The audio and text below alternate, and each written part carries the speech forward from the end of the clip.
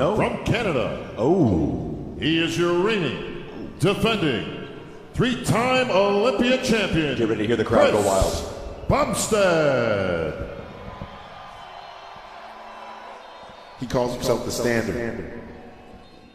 Icon, a term reserved for some of society's most unique and distinguished individuals. People whose images and legacies become bigger than themselves, creating in the process a massive cult of celebrity that's larger than life. These people are few and far between. In the bodybuilding world, there are objectively two men who have had the substantial cultural impact that many icons do. I have covered every city in America.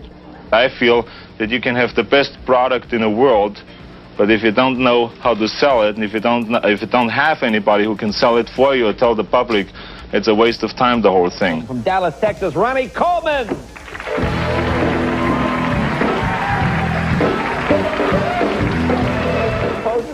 Yeah, I can hear the couple. There you go. Want to get your pose?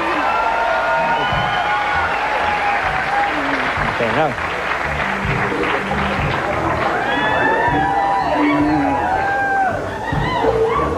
Oh, I gotta take the pants off.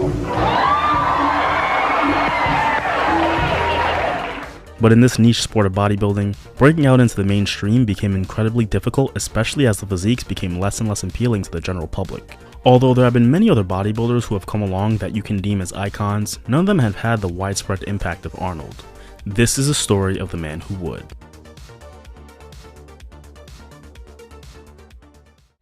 Chris to me is everything that classic bodybuilding is supposed to be. It's a blend of muscularity, shape, refinement, an artistic, blend of muscle bellies. Not to mention, it looks like he knows how to show it off, and that's a key element when you talk about classic physique, is the performance. February 2nd, 1995, Burlington, Ontario, Canada. 5 years after their daughter Melissa was born, Jeff and Mary Bumstead welcomed their first son and second child into the world, Christopher Adam Bumstead. 2 years later, they decided to move to Ottawa due to its ideal environment for raising a family. Chris's father is an information officer in the city of Kingston, and his mother is a social worker. Growing up, Chris's parents had him build an athletic foundation very quickly by getting involved in multiple sports. By high school, he was playing football, baseball, basketball, and hockey. Although his parents put him in every sport, there were some that stuck and some that didn't. Track and field, basketball, and football were the sports that did. Chris particularly enjoyed track and field due to the individual aspect of him being accountable for his own success. Having become an athlete, Chris realized the need to get in the weight room and build muscle. Like most aspiring athletes, he started lifting freshman year of high school and began working on the foundation of his physique, going from 170 to 225, primarily adding that weight to his legs. At this point, Chris had spent 4 years in high school as a multiple sport athlete and came to the conclusion that he didn't have the skill to compete in his preferred sports at the highest level, which subsequently led him to rethinking his goals. Like many former high school athletes, Chris shifted all of his focus into training and maintaining the physique that he had built. It was also at this point that Chris would meet his sister's boyfriend, Ian Vaier, who was an aspiring bodybuilder and, according to Chris, the biggest guy in Ottawa. Having formed a relationship and starting to bond, Ian saw how genetically gifted Chris was and became the influence he needed to consider taking bodybuilding more seriously. After graduating high school, Chris decided to take a gap year before going to college, and it was during this gap year that he spent more time learning about the science and pharmacology of bodybuilding under the tutelage of Ian. He also had to get accustomed to training like a bodybuilder rather than the strength training that he had focused on throughout high school. Having already been a fan of the sport and recently developing some confidence, Chris decided to take a chance on himself and compete in his first competition. In 2014, Chris and Melissa both competed at a regional show in Sudbury where they both won the overall, with Melissa dominating in figure and Chris in men's bodybuilding as a 19-year-old junior. That victory was the determining factor of the trajectory of Chris's career. Beating grown men at 19 years of age at his first show gave Chris tangible proof that he was truly special, and that was all the motivation that he needed. Combine that with the fact that he truly fell in love with the sport of bodybuilding that day, and you have the quintessential origin story for a bodybuilder. Probably the trial run, where if I'd done bad, I probably might have never done it again. Right. But what happened is, I did amazing. I ended up winning the show, juniors and overall men's bodybuilding. My sister also won overall for women's figure, and it was just being on stage felt so amazing. One of the things where it just kind of felt right, and from there everything just kind of snowball effect just kept going. Bodybuilding didn't instantly click for Chris, as the distractions in college interfered with his ability to fully embrace the bodybuilder lifestyle. Chris got in the habit of dialing it in only when he needed to prep for a show, and then losing discipline during the off season. He didn't fully understand that he had to maintain that mentality year-round if he was going to maximize his potential. After his gap year, Chris enrolled at Dalhousie University in Halifax and majored in health sciences, a program that allows students to eventually progress to a specific concentration in the field. But Chris would never make it that far. Chris had to take a semester off to stay home due to a condition that doctors could not identify at the time, but whatever Chris was dealing with caused him to hold on to a lot of water. He eventually recovered, but now Chris was at a crossroads and had to decide whether or not he would commit to pursuing greatness in bodybuilding and whether he was willing to make the sacrifices necessary to achieve the greatness he knew he could achieve. Chris chose bodybuilding, and although he doesn't regret going to college and states that the experience and relationships he's built was worth the time, it just wasn't his path. So no more parties, no more socializing, no more delaying his dreams. Everything he was going to do would be done with one thought in mind, being Mr. Olympia. And with that decision, the legend of C-Bum was born. I'm excited to see how they both do tomorrow. It'd be pretty crazy if we all got to step on that Olympia stage together. I mean, knock on wood, not jinxing anything, but it's not the last show of the year either. It'd be pretty crazy to have the three of us, the trio, the family, all competing up there. It'd be pretty crazy. In July of 2015, Chris placed first in the junior heavyweight division at the CBBF National Bodybuilding Championships and came back 1 year later and placed second in the open heavyweight division, losing to Khalid Chakui. What was the best placing you got in bodybuilding? I got second. Oh, you got second? Second in heavyweight against Khalid Chakui. Who's that? I don't even know who that is. 1 year later, in August of 2016, Chris transitioned over to the big leagues and earned his IFBB Pro card at the 2016 North American Championships, where he placed first in the heavyweight division and third in the overall in a lineup that saw Justin Rodriguez win the whole show. In March of 2017 at the Arnold Classic, Chris was in attendance. At this show, he met former Bikini Olympia champion Courtney King. Courtney was competing in what would be her final bikini competition where she took second place, but it wasn't just another medal she got. She also got Chris's attention. 2 months later, Chris decided to make his pro debut at the 2017 Toronto Pro in the 1-year-old Classic Physique division where he took first place.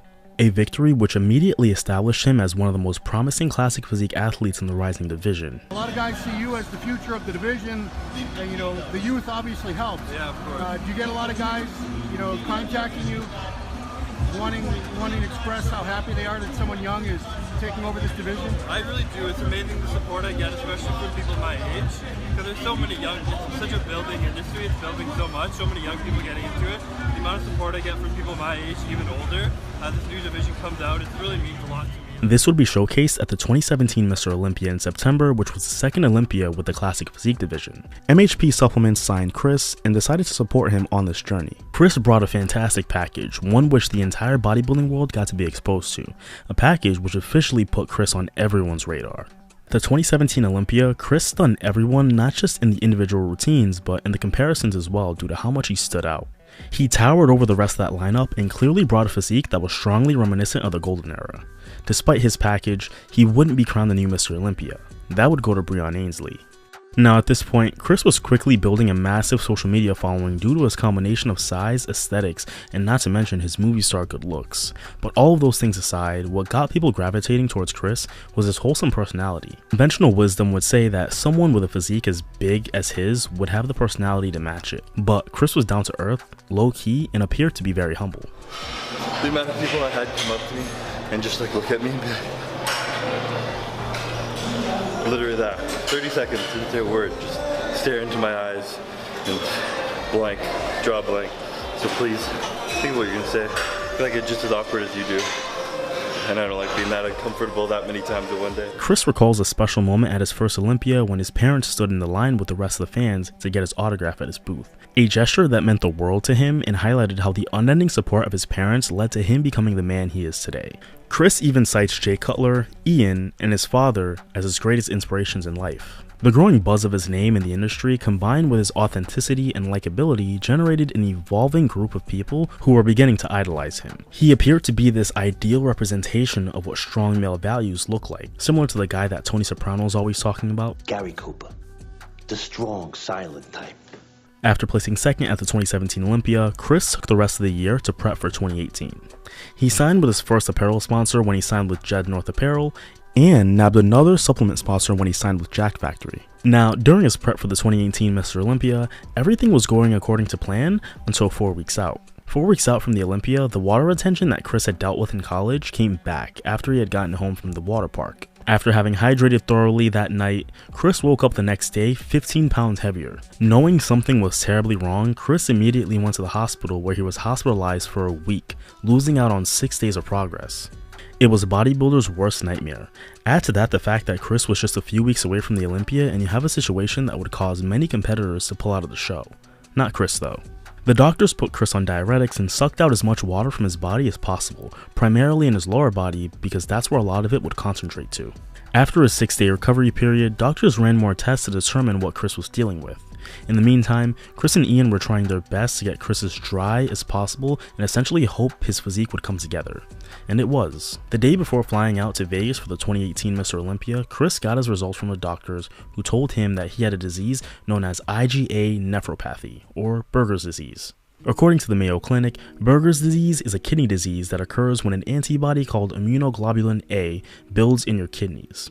This results in local inflammation that over time can hamper your kidney's ability to filter waste from your blood. Specifically, the disease attacks a set of blood vessels in the kidneys called glomeruli that filters that waste, which was causing Chris's extreme water retention. Having finally figured out that he had this disease, Chris could move forward and plan accordingly. Unfortunately, there is no current cure for Buerger's disease, just medications that can slow its effects. I walked into that doctor's office terrified. Obviously, it was 5 days before my flight to Vegas. I didn't know if I'd be able to get on that flight. I didn't know if I'd be competing at the Olympia. I didn't know if I'd be bodybuilding ever again, because I literally didn't know what I was expecting to hear. On a more positive note, 11 days out from the Olympia, Chris announced via his Instagram that he had started a sponsorship with UK giant Gymshark, the biggest athleisure brand in the world. This sponsorship was massive for Chris's brand awareness and overall career, as he was exposed to Gymshark's massive customer base. The diagnosis out of the way and the biggest sponsorship of his career signed, Chris set his sights on his new foe, Breon Ainsley. At the 2018 Olympia, Chris brought a slightly improved package from 2017, which according to Chris was not his best. Chris and Ian had done a good job of shedding the water Chris was holding onto, but there was just a little bit of water that was left. Despite this, Chris held his own and was brought backstage with Breon, which meant that he had placed top 2. And after having realized his top 2 placing, Chris went backstage and shared an emotional moment with his family, because for them to have gone through everything they went through and Chris still get into a top spot was more than they could have hoped for. Literally in the hospital months before doing the Olympia, so it was just overwhelming joy because we knew what he had gone through to get there. Despite being a consummate competitor and wanting to win, Chris felt that his late prep disaster was the nail in the coffin for a top 5 placing, let alone a possible win. But he prevailed and realized that if he could have that kind of setback and still get a top spot, what could he do next year? Despite coming close, Chris took second place to Breon Ainsley for a second consecutive year, as the reigning champ came in razor sharp once again. About 1 week after the 2018 Mr. Olympia, Chris took to his YouTube channel to have an open and honest conversation about his diagnosis to the fans. A tough conversation which saw him bare his heart and soul as he was overcome with emotion about the situation. Something which many wouldn't expect from a guy of his status, but could admire due to the emotional maturity required to be so open and vulnerable to hundreds of thousands of people. Honestly, the scariest part of almost all of this was prejudging. I normally walk on stage, at least lately, with kind of a swagger and a confidence, and I was backstage pumping up, looking at myself. I tried to hit an ab inside in the mirror, and I just knew I didn't look crisp like I normally did. I didn't look how I had envisioned myself being able to look this prep, because I had made a lot of improvements over the year, and I was just excited to show it, but I knew I wasn't there. So when I stepped on stage, I was terrified. I go out there and I remember hitting one pose and then turning to do a side chest, and my legs were shaking like this. They did our first comparisons and they brought me and Breon back to the back of the stage, which essentially they always do for the top 2. And I'm not gonna lie to you, at that moment right there, I was done. I was like, I had already won in my mind. I'm crying forever, and now I can't even talk on this goddamn camera. This only strengthened Chris's connection to his fans and made him a lot of new ones. Another connection that was strengthened was the connection between him and his love interest Courtney King. See, right after his 2018 runner-up performance, Courtney slid in Chris's DMs on Instagram, but having been overwhelmed by tons of messages, he ignored it for a while. This was until things calmed down and he realized that her initiative to make the first move was very impressive. So they took things a step further, and she flew to Canada so they can properly meet, and their love would take off from there. Now, at this point in the classic physique scene, people were starting to talk because the division was growing fast and the fans who supported it were also growing just as quickly. And there became this sentiment that Sebum was getting robbed at the Olympia because he looked more classic than Breon did. Chris got a lot of Arnold comparisons, whereas Breon wasn't necessarily compared to any specific Golden Era pro, and those Arnold comparisons became very rampant. Combine that with the fact that Chris had a significantly larger following than Breon, and the bodybuilding masses were starting to wonder why Chris was being overlooked. He had that gnarly vacuum, which was a staple of the Golden Era, and had some of the craziest proportions for his size on stage. Well, the simple answer as to why the judges were overlooking him was the judging criteria. For the first 3 years of the classic physique division, athletes were judged as if they were smaller, less important bodybuilders. They wore trunks that looked like boxer briefs, and they were asked to hit less poses. Essentially, they were judged as if they were smaller bodybuilders, considering a lot of them were transfers from other divisions. Classic physique judging criteria was not very clear nor concrete, and the division was kind of seen as bodybuilding light, which was acceptable at the time given the novelty of the division. But heading into the 2019 Olympia, some of that would change because classic physique's growth had been monumental, with fans and analysts starting to take it more seriously, which in turn caused the judges to take it more seriously as well. This year, the IFBB changed the trunk requirement, allowing athletes to show more glute and V-taper, which accentuated their classic looks. So, the 2019 Olympia was set to be the most exciting one for the classic physique division yet, and people were wondering what would it take for Sebum to finally win. I'm just like cold and my bones are cracking right now. I feel really awkward.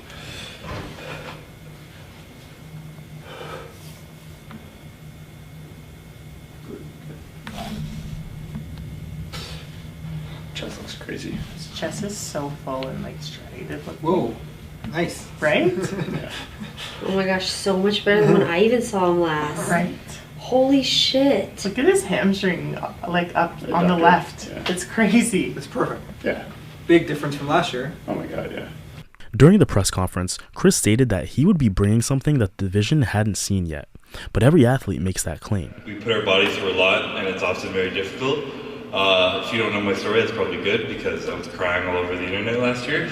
But I mean, this year I've been so grateful to have an amazing team at my back. I've been healthy, my prep's gone smooth. It's been a completely different year, and what I went through last year really kind of showed a new mental tenacity in me that I didn't think I had. So this year I'm really excited just to kind of show off a brand new look and bring something that's never been seen before. There was this growing sentiment that 2019 would be Chris's year. Chris came out in 2019 with a new look, specifically a mustache, something that not only became a defining characteristic of his stage look, but unintentionally popularized that look not just within classic physique, but the entire fitness community as a whole. During prejudging, it was clear that it would be Chris and Breon at 1 and 2 once again, but the decision was not at all clear because Breon Ainsley again would come much improved from the previous year. Taking down an improved champion is extremely difficult in the sport of bodybuilding, but if there was anybody that could do it, it was Chris. Despite coming in slightly improved from 2018, Chris still lost to Breon in the critical back double bicep, but dominated in the front poses while the side poses were relatively close.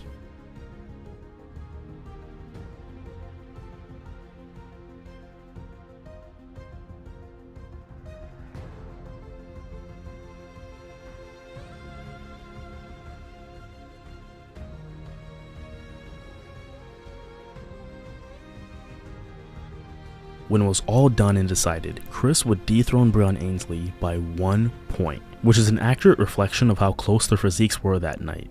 The second place award, the check for $10,000, the Olympia silver medal, to our runner-up this evening, Breon Ainsley. Oh, Wow. my goodness. We have a new champion. And I can hear the crowd roaring from here. And the title of 2019 Classic Olympia champion, Chris Bumstead. And there it is. There's been quite a rumble amongst the fans who it would be. Chris had finally done it.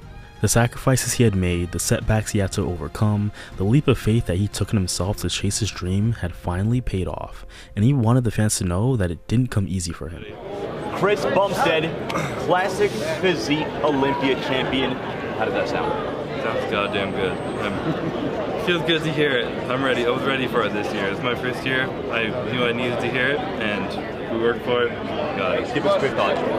I mean, it's hard to put into words right now. I mean, like Chris stated, I mean, how much has gone into this. I mean, knowing from our back end, I know how much he's had to overcome to get to where he's been. And, it just makes that victory so much more sweet, right? I mean, to be here and to, knock off a really good Brayon, I mean, it makes it just, one of those victories that just you only dream of, right? So, I mean, it's, and to share this, with our family, Chris being obviously my brother-in-law, it's just that much more meaningful too. So, couldn't ask for more than that.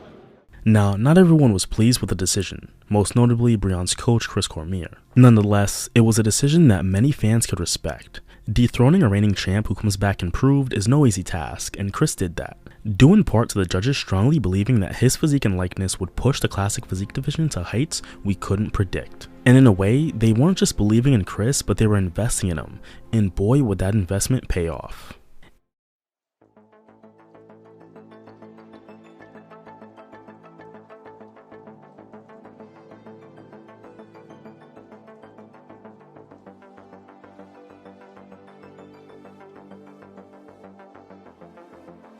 It's 2020, and the legend of CBum has been growing rapidly, with the fan pages becoming more and more prevalent as there was a growing admiration for his physique, and all eyes were on him now. Despite being the new champ, Chris probably didn't feel like it because he still had a lot to prove. His back had not seen the significant improvement that the fans were expecting since his first Olympia appearance. In fact, Chris had been showing marginal improvement over the years. With Chris having a weight cap of 230 and the sentiment that he was a champion with lagging body parts, the pressure was on during the offseason. Yeah, but I'm going to go here, and I'm going to go here because this is my damn channel. You do whatever you want. Okay, I'm going to go here. Yeah. So, there should never be a Mr. Olympia that lacks anywhere. You should never call a Mr. Olympia that lacks in body parts anywhere. I respect. Every Mr. Olympia should have a complete, balanced physique and not lack body parts. I'm gonna go there. Chris had heard the criticism, he heard the hate, and he and Ian got to work. People who followed Chris's prep into the 2020 Olympia saw that he wasn't prepping like a champion, he was prepping like an underdog. Like a dog without a bone. Like he was trying to become champion rather than repeat, a mentality that fueled the massive improvements he made heading into the 2020 Olympia. Chris, understanding that he was a reigning champ, also understood that he needed to do everything he could to prioritize his health. Despite his love for bodybuilding, he also wanted to live a fulfilling and healthy life outside of the sport, which is why after consulting his physician, Chris began looking for supplements that could help him optimize his health, which is how he stumbled upon Revive MD. Revive MD is a health and wellness company founded by Matt Jansen and Dr. Dominic Icavone, two well-respected people in the bodybuilding and health and wellness space. With their products and brand mission aligning with Chris's needs, he started using their products and very quickly fell in love with the brand and what they were doing in the industry. So, due to mutual interests, Chris became a sponsored Revive athlete, bringing their brand and products to his millions of fans. We did consult, I don't know if consult is the right word, but I'll just use it for the sake of discussion, with Chris Bumstead, who's one of our athletes, about this product, because Chris is somebody that by action and not just by spoken word truly does care about his health within the goals that he has. So we wanted to kind of bring a product out that would help support him throughout his phases of competition. With the off-season underway, Chris and Ian placed a tremendous focus on building up Chris's back and biceps, the two areas he was weakest in, and boy was it showing. I've been feeling really good. I've been feeling exceptional, and more importantly, I've been feeling excited and confident and calm, and just that word excitement is a very powerful word for me because it's a word I haven't felt and related to competing in 3 years now. Every physique update heading into the show showed a much bigger and improved CBum, a CBum who, if he could win from the back, would become virtually unbeatable. In 2019, Chris promised that he would bring something the division had never seen, and to a certain extent, he did that. However, in 2020, Chris reminded people that he had promised to set the standard of what Classic Physique should be, and that he plans to stay true to that claim. When I came in last year and you asked me this similar question, I told you Classic Physique hadn't found someone who had set the standard of what it was meant to look like. And that was my goal last year. I wanted to come in And I believe because it was such a new division, it was still searching for someone to be at the top, someone for the young kids coming up that they wanted to strive towards that standard classic physique look. I showed that last year, and I was young, and I was not complete, I was not 100%. This year I'm going to show an improved version of that, next year an improved version of that, and that's exactly what I'm going to do. I'm going to show you guys what the standard of classic physique is, and what's going to be in the future, and I'm going to set it. This declaration would become one of the signature slogans of his brand identity, and something that added to the allure of watching him step out on stage. But this year's been different. I haven't been shutting down my emotions and telling myself I shouldn't be feeling things and pushing shit down. I've been embracing it.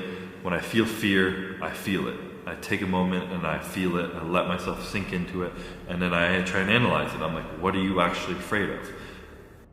On the morning of December 18th, 2020, the prejudging for Classic Physique took place. Everyone, including myself, stopped everything we were doing to sit and watch the live stream, eagerly awaiting C-Bum's appearance.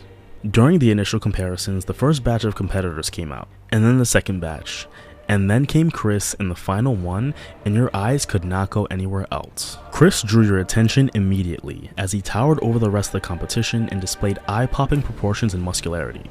It was the same physique as the year before, but with more muscle and equal conditioning. And then it happened. Chris turned around from behind to hit a back double bicep and shocked everyone with how much wider and thicker his back had gotten. These comparisons showed little detail as the camera was zoomed out to capture all of the competitors on stage, but you couldn't help but wonder, did I just see what I think I saw? The fans would find out during the individual routines when Chris would come out alone, where we would get to see him up close, and for those of us who had gotten to see him in 2019, this was a different C-Bum. He maintained his beautiful lines, his beautiful shape, that signature vacuum, but he was thicker. And no moment would exemplify this more than when Chris turned around from behind and showed his back. And it was utterly jaw-dropping. To have made that kind of improvement in just 1 year was something most bodybuilders couldn't do in 3. His back wasn't just thicker and wider, but it was shredded. The potential that everyone thought Chris had was on full display, and it was evident that he had won before it even truly started. And he knew it. During the first call out, Chris was immediately moved to one of the top spots, next to, you guessed it, Breon Ainsley, who had come in bigger but not as sharp as 2019. However, even if he was as sharp, it wouldn't have mattered because Chris finally beat Breon from the back. Well, actually, he dominated him for the first time in his career. With Breon being the main contender and Terrence Ruffin being in the mix but not close, neither of them stood a shot at the title. It was Chris's to lose after prejudging, and he held strong.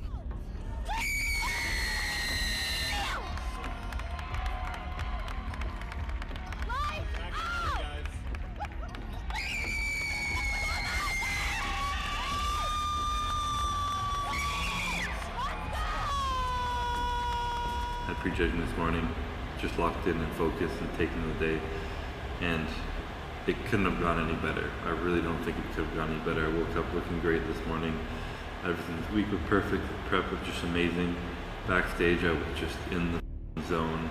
I didn't see anyone else around me. I just felt like it was just me out there posing, trying to do my thing, being better than last year, and it felt right. During the finals, Chris came back and put together his best posing routine thus far and cemented his victory in the final comparison while knocking off Breon for the second time. Breon would fall to third place while Terrence Ruffin would leapfrog him into second. Chris was officially a 2-time Classic Physique champion, and this one was indisputable. Become better, learn that life happens for you and not to you, and just try to get better every damn day. Enjoy the process. Something I've learned to enjoy every second on the stage, under these lights. The entire journey leading up to here for the past years, it's just been such a blessing, and I'm so grateful. And I'm just so happy to be up here to hear you say hands still. That felt good to hear, and I'm happy. Chris was slowly becoming bigger than the bodybuilding niche as a whole and reaching an even broader fitness audience. Gym bros, fangirls, and hardcore bodybuilding fans all knew the name C-Bum. Even if you weren't into the gym but could relate to Chris, you had likely become a fan. The day I'm built like Chris Bumstead is the day it's over for you hoes. I don't know what it means by over, but that's kind of scary. I don't know if you're coming after them in what way, but if you're built like me one day, then I'm just worried that I'm going to be losing the Olympia. So hopefully the hoes are safe and I'm safe on the Olympia stage. Despite all the fame and attention he was receiving, Chris stayed true to himself. he remained the humble, down-to-earth champion who just enjoyed life and doing what he loved. There became very little doubt that if you took away the fame, he would still be competing. Do you like it? What do you guys think? Should I keep it? Does it look good? You don't like it? No. God. I think I could rock a what is this called? I don't know, a biker's beard? I'm sorry if you have that. That's okay. If you have it, you're a fucking beauty, and I respect the shit of you. And we're gonna go right. The division as a whole just kept growing, with the competition chasing Chris, a feat that seemed insurmountable.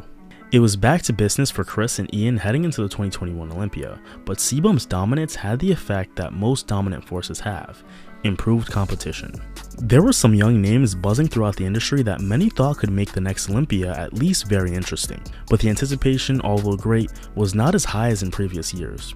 Chris was head and shoulders above the rest of the division, and as long as he didn't get complacent, he could dominate for the foreseeable future. On the business end, Chris was continuing to grow his CBum Fitness website with a small collection of merch that was selling out very quickly, with his Thavage t-shirts being the hottest selling item on his website due to the word making light of Chris's pronounced lisp, another characteristic about him that humanizes his larger-than-life image. He was also continuing to grow his CBum Fitness app, which allowed you to follow Chris's workout program and had functionality to track your progress.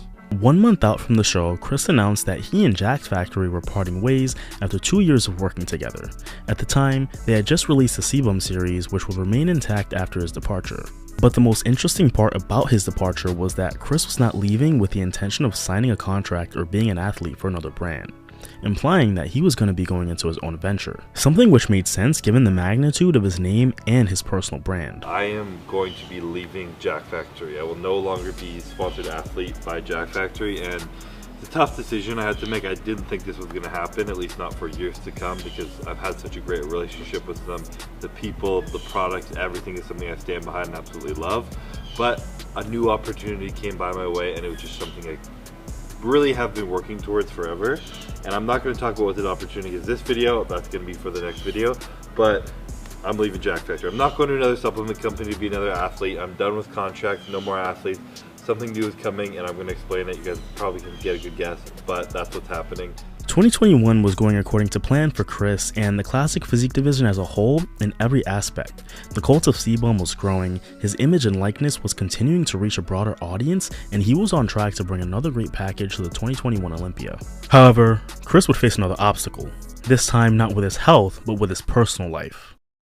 Top fitness influencer arrested after being caught with package of illegal steroids, police say. Who bodybuilds out there who uses anabolics. And I know most, for the people watching the show, it's probably a very large percentage of you. This could have happened to anyone who used it. Honestly, this is crazy.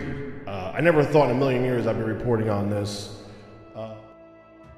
Chris's sister Melissa was arrested in Palm City, Florida on September 11th, approximately 4 weeks out from the 2021 Mr. Olympia. She was arrested under the suspicion of receiving 6 different steroids to the mail and faced 6 counts of possession of a controlled substance without a valid prescription. Here's a snippet of the events from CBS 12 who broke the news.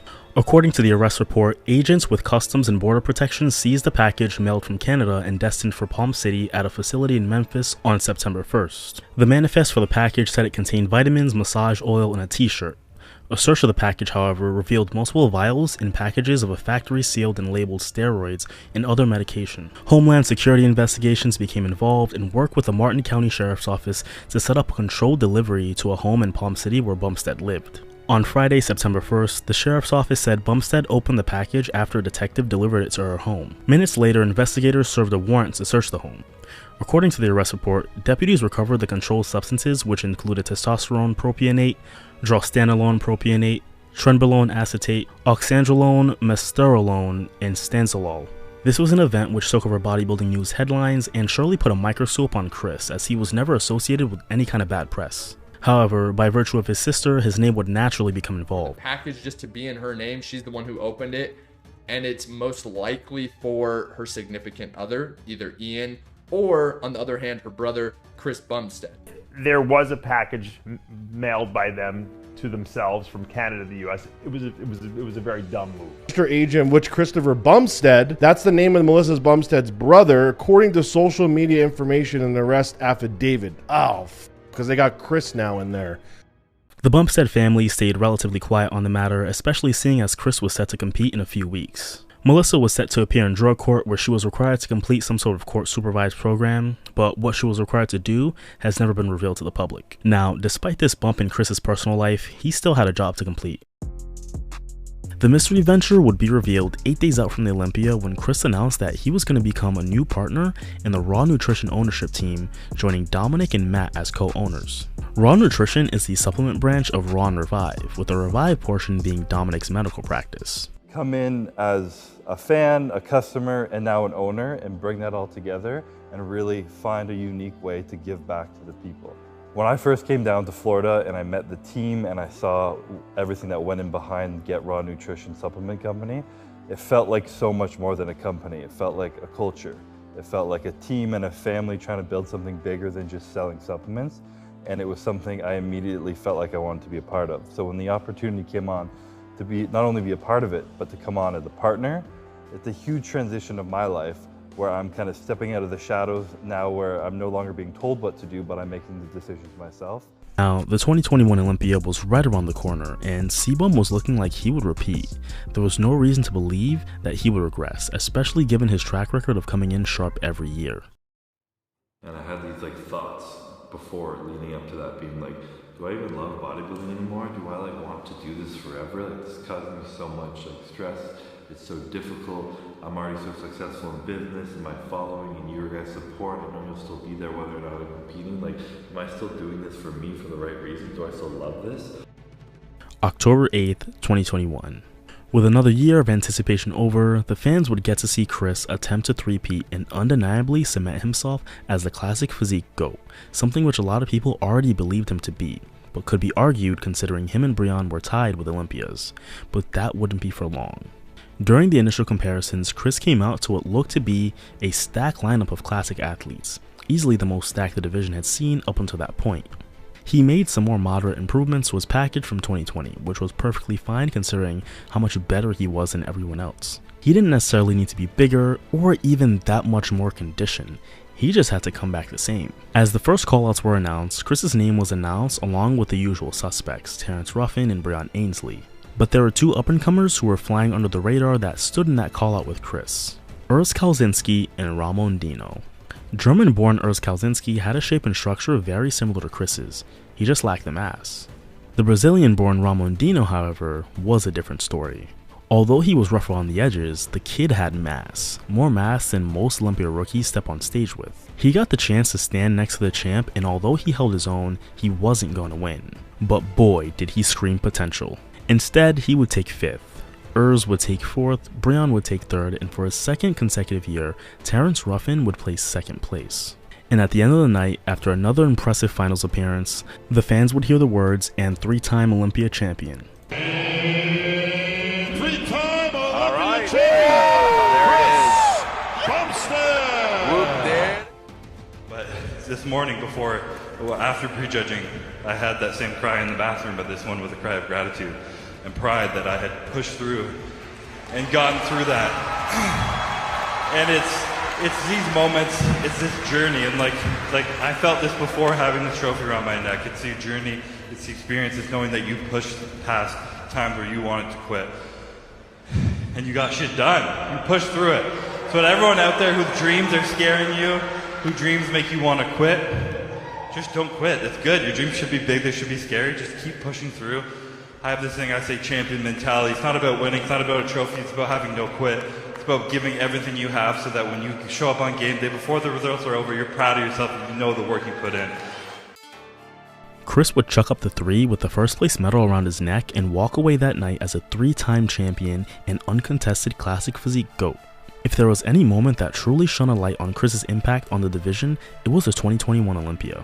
The caliber of competition was something early fans of the division could appreciate because of how far it came, and a major part of that was due to Chris. It's no secret that once-in-a-generation athletes automatically make everyone chasing them better, and the quality of new competition, combined with the improvements of established ones who were just trying to have a shot at Chris, was proof that he was the new standard and maybe even better, just like he said he would be. How has your autoimmune disease changed you as a person? I would say it made me a lot more health conscious, a lot more conscious in general. Instead of just like, it made me more aware of death too, because I honestly thought I was gonna die when I first got really sick, or it's something really bad was gonna happen. My life was over as I knew it. So it kind of gave me a new appreciation for that, and it really made me more like everyone makes fun of me here. I don't like eating in a plastic. I try to only drink filtered water. My food is like more organic. I really don't eat sugar. I just like try to be a lot more healthy now. And I'm also not like worried, stressed about it. I'm just doing it because it's good for me. So it's helped me in a lot of ways, but it's a big one. After the 2021 Olympia, the cult of sebum had grown to be massive, over 9 million people to be exact on his Instagram.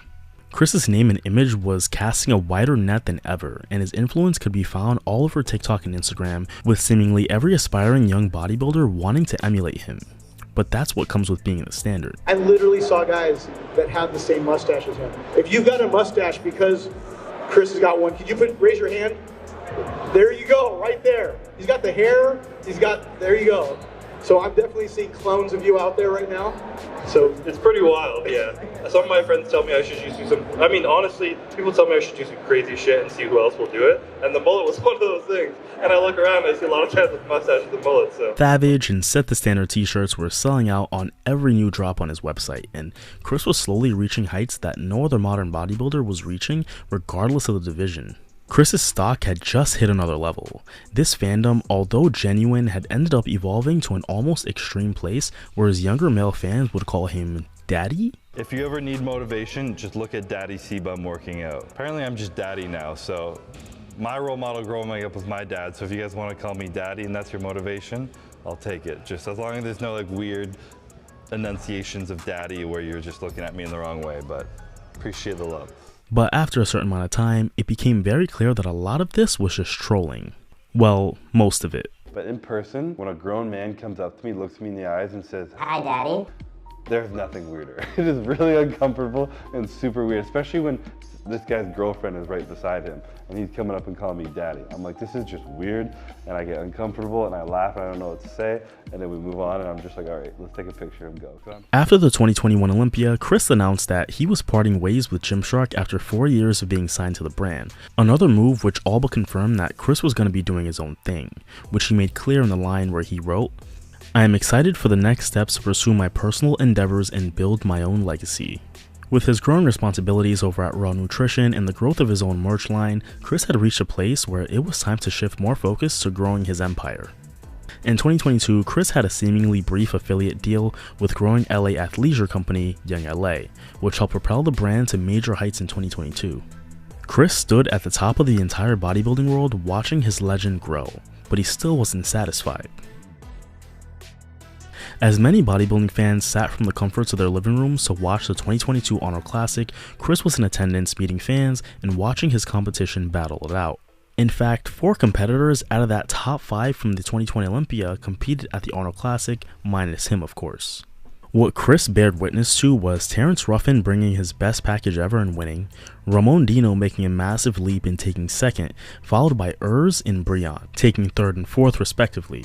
If it wasn't already clear to Chris that the fresh blood of Classic was quickly improving, it was after the Arnold. But what also happened at the Arnold that was equally interesting was Chris's interview and Q&A with Hani Rambod. See, Chris and Hani sat down for an interview that would go on Hani's YouTube channel, and in that interview, Hani went on to see whether or not Chris was going to entertain the possibility of jumping into open bodybuilding. And I don't know, maybe one time before I retire, I won't prep for it. Oh, did you hear that right now, guys? It might happen. Do you think Chris should eventually compete as an open bodybuilder? I actually think you would do I think you would actually do really well at open bodybuilding. But you do think you're going to do it at least once? Yeah, I know you're pulling this out of me, but it's still a maybe. I don't know. Chris also went on to explain why he rocks a mustache and what it represents to him. And it was kind of like my good luck charm / like sign of like confidence, of like belief in myself and knowing that I got it. So now every year I rock the mustache. So the mustache is definitely coming back this year? It's here to stay, yeah. Absolutely. Now, despite Terrence Ruffin winning, the talk of the show was Ramon Dino, mainly because many expected Terrence to win, but Ramon placing second was something that surprised a lot of people, probably except for the Brazilians. This wasn't because Ramon wasn't expected to improve, rather his improvement was so great within a short period of time that his hype train started moving significantly quicker than it already was. People started to look past Terrence and right at Ramon as the only Classic competitor that had any shot at dethroning Chris, mainly due to his size, stature, and rate of improvement. Now, this very notion sparked a ton of debate between Chris and Dino fans, but at the very least created something interesting for the fans to talk about heading into the 2022 Olympia. Chris was still a heavy favorite as usual, but like a true champion, refused to get complacent. Now, at this point in the CBum story, he had been coached by Ian to 3 Olympia titles, but the entire time that Chris was dominating, Ian was also rising up the ranks in his own bodybuilding career. So when Ian appeared on a live episode of Fouad Abiad's Real Bodybuilding podcast and alluded to the possibility that Chris would work with another coach, the word got out and had people asking a ton of questions. Particularly when fans from the event reported to Nick Trigili that Ian had confirmed that that would be the case. I have a live audience of multiple people, wives as well that were there, wives that were there with their husbands, verifying this was said. Now they recorded it. They recorded the podcast. All those people told me the same thing, that Fouad asked Ian, do we have to edit this out? Now we're gonna see if it's edited out, if they ever post this live podcast, which I think they're going to. So we're gonna see what was said, unless they just cut it all out. And we'll know when there's a cut. But even in those text messages, when those people texted me, they told me that they shut it down really quick and moved on to the next subject. It wasn't like a continuous conversation. Nick, of course, made a video about the potential change in coaches that got the attention of Chris and Ian, which is significant, because very few people can get the attention of Chris. Ian, on the other hand, well, he's very opinionated. And he let it be known that Nick may have been given inaccurate information, while Chris also reiterated the same notion. Chris Bumstead DM'd me. So now I'm like, okay, this is interesting. If Chris Bumstead's DMing me, my red light goes off in my head. I'm like, oh. Now if Chris Bumstead's taking the time to DM me with his 8 million followers, and he's worried about me making a story about him leaving Ian for Hani to coach him, something's up. Because I've done a million videos on Chris Bumstead and he's never DM'd me. Text message. Just a heads up, I have never spoken to Hani about coaching me. He spells Hani wrong, but that's fine. It wasn't a conversation of full coaching relationship with him. So if you're gonna claim to be accurate, you're not in this case. Oh no, but it's your video. If you wanna post incorrect info, that probably won't play out as you're displayed in your video. I would change it. Your choice though. 3 months after the speculation ran rampant, Chris and Ian would make an official announcement via Chris's YouTube channel confirming the coaching change and the reasons behind it. Surprise. Me and Ian will not be working together this year as a coach-client relationship. Yeah. It wasn't an easy decision for either of us, absolutely. And like, I want to put like emphasis on like, first of all, my gratitude for what we've done, but second, like, it's hard to coach someone. It's almost more stressful for a coach sometimes because you take on the stress and the responsibility of telling them what to do so they don't have to think. And to imagine doing that while also being the competitor at the Olympia as like a priority, equal priority, but like something very important to you, and climbing up the ranks in the open bodybuilding in that fucking Olympia and qualifying and also coaching a 3-time Mr. Olympia is like crazy. Covered there. I mean, you know, after last year, you know, it was tough on both of us. I mean, you know, obviously, you know, the mental strain of me, you know, trying to tend to Chris in what I know he needs to be the best athlete possible, you know, to defend his Olympia titles and to continue to improve every year. It's not just winning Olympias. Winning Olympias is great, but it's, you want more than that. And I know Chris wants more than that. And where I'm at in my career and trying to battle for, you know, first call outs and that, you know, coaching, I'm not a career coach, you know, I'm Chris's brother, but that's a priority to me over coaching any day. Given the trajectory of both men's career, this move did make sense. 3 days after the announcement that Chris would be switching coaches, he revealed in another YouTube video who this new coach would be, and it was none other than Hani Rambod. Alright, so, secret's out. Honestly, you can't even call it a secret. It's not a secret. It's not a secret. No. It didn't even try and keep it a secret, but not like, at all. Sometimes people forget, like you make decisions and you just like feel it out, you live your life, and then the world's talking about it, like, why are you hiding this? And it's just like, I'm just living my life, you know? But yeah, so as you guys know, video before this, I guess, would be, sadly, me and Ian are no longer working together, but the exciting news is, me and Hani are working together now. Hani, having the resume he has and being known for coaching champions, made his pairing with Chris a logical choice, especially given his reported ability to manage his athletes' mental health with care, something that Chris definitely valued on top of his coaching prowess. Chris working with Hani wasn't just a decision meant to propel his career forward, but to bury the competition in any notion that Ramon or anybody else in that division would even come close to him. The best athlete in the game combined with the best coach in the game makes for a theoretically unbeatable duo, but we'd have to wait and see whether that would materialize on stage. Proactive decisions like this are what keep reigning champions dominating for a long time, and it was clear now more than ever that Chris was planning on dominating until he retired. And it was also clear that Chris possibly had some more potential to be unlocked. And thus, the 2022 Mr. Olympia was upon us, and it seemed crazy to think that Chris was going to be going for his 4th Olympia title already, because it seemed like yesterday he had won his first. With Chris keeping his physique relatively quiet heading into the show, there was this unshakable air of confidence and focus, which is safe to assume he had due to knowing something that the fans didn't: his improvement. In October of 2022, 2 months out from the Olympia, Chris announced via his Instagram that he was officially engaged to his longtime girlfriend, Courtney King, after 4 years of dating. The woman who had been his rock and his staunchest supporter since before his meteoric rise to fame, the woman who struggled with him through his lows and celebrated with him during his highs, had agreed to be his wife. Truly a pivotal moment in the foundation of Chris's future. She's been so understanding this prep, so I've been really grateful that she's been so good. But I started being a little irritable with her, and this is usually how I know I'm suppressing stuff. And we were talking one morning, and I was kind of getting after her, and I was going to her, I'm like, what's wrong? Why are you so bothered? And she's like, you just haven't been like yourself, blah, blah, like is something wrong? She was talking to me, and out of nowhere, I just started like bawling my eyes out. We were in the bathroom at my house here, and I was just crying, like. As the show drew closer, other camps in the division were creating more and more hype for themselves by posting some last-minute updates for the fans, which at the very least kept things exciting. Urs Kalzinski was looking fantastic, Breon Ainsley promised to bring his best classic look ever, and it looked like he was going to do that, and Ramon Dino had clearly made some tremendous improvements to some of his weak points. But wasn't enough to actually push Chris?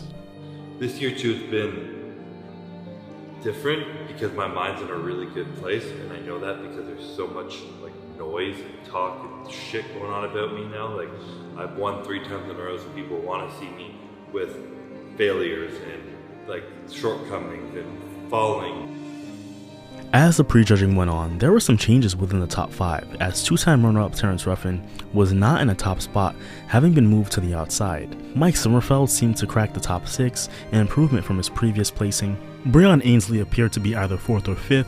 Urs Kalzinski was also in the mix right there with him, showcasing that beautiful shape that he's quickly becoming known for. And as has been the case at every Olympia of his career, Chris once again and unsurprisingly was in a top 2 spot, but this time with Ramon Dino. Steve Weinberger isolated the two in their own call-out, cementing Chris and Ramon as our 1st and 2nd placers. Going pose for pose and entertaining the fans in the process, the two put on a show that'll probably go down as the most entertaining head-to-head in the history of the division thus far.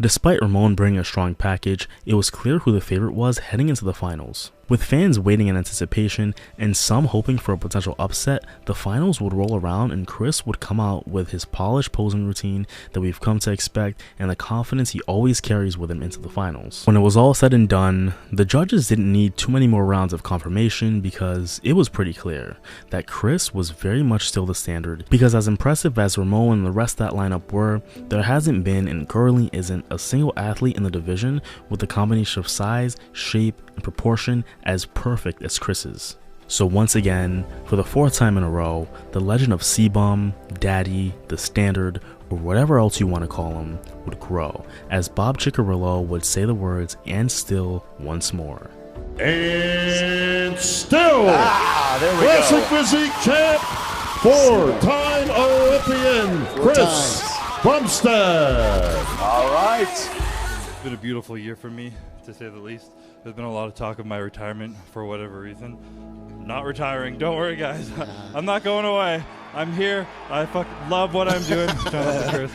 But I think it's really kind of beautiful that people thought that, because I think it shows that I'm learning to really enjoy the moment and the journey and be present in this, because a lot of people don't have the opportunity to kind of enjoy the moment, so they look back and realize what they just went through, and they're like, wow, that was like, I wish I'd been a little more present, enjoyed that a little bit more. And I think the fact people think I'm done is because I'm actually here enjoying it now, and it's a beautiful thing.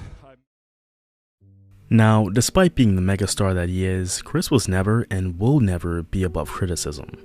After all, he is a bodybuilder, and as is common with dominant forces in any industry, the higher you rise, the more scrutiny you'll get. And the knock on Chris after the 2022 Olympia was his bicep looking off. As fans analyzed the stage shots and Chris's physique from top to bottom, they noticed that Chris's left bicep looked smaller than his right one, something which got a lot of people talking. Wanting to be transparent and honest with the fans, Chris came out in an Instagram video to explain the reason for the disproportion in his biceps. I tore my bicep. I don't know how it happened. Everyone's always like, did you feel it? Did it pop? What'd you do? I don't know how it happened. Next day, I felt a little bit more pain. It hurt when I was posing, and then I tried not to push it. Friday, it hurt a good amount, and I was trying not to pose too much. And normally I like to pose, especially when I'm carb loading, and kind of like move the carbs through my body. And then that night, it was a little bit swollen. I was like, fuck, like just try not to think about this right now. Went to bed, woke up the next day, and it was a little bit more swollen. Obviously not that bad. It was as swollen as you guys see in the pictures. And then I get off, and I wasn't really in it fully. And I remember Hani even came up to me like, what the fuck are you doing? And I was like, what do you mean? And he's like, smile up there, man. Like, you look crazy. You look great. Like, you're crushing it. Like, just be up there, smile, enjoy it. Like, this is what you worked for. And I was like, fuck, like, you're so right. Like, wash this shit into my brain. And I was able to kind of like get that out of there. And obviously cutting first call out and putting up there, I was like, yeah, I look good. And I have time backstage to process these things. The cult of CBum has never been stronger. With Chris gaining over 400,000 followers in a single day after his Olympia win, and photos of his winning moments flooding all of social media, Chris's larger-than-life image would continue to expand. And it's going to inevitably propel Chris to opportunities that few bodybuilders have had since Arnold. But I don't think any of that truly matters to Chris. The humble Ottawa kid has always just wanted to chase his dream and do it in a way that was true to him. And he not only did that, but he inspired and influenced over 10 million people in the process. Take away the fame, the money, and the Olympia gold medals, and there's no doubt in my mind that CBum would still be that kid from Ottawa. Now, Chris has said in the past that he would be ready to call it quits after 3 or 4 Olympias if possible. But these sentiments were likely expressed before Chris truly knew what he had in him.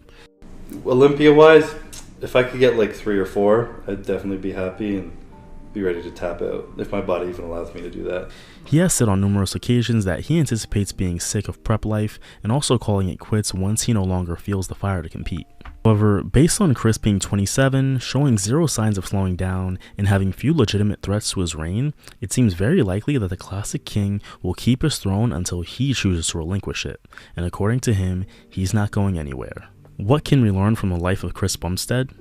If you're going to do something, no matter what it is, do it with passion, do it with purpose, and do it because you love it, and let no obstacle get in your way in the process, and once you reach the mountaintop, never change. And as the CBum story is very far from being over, it's only right that we say, to be continued. I'm Large Kofi, thank you for watching.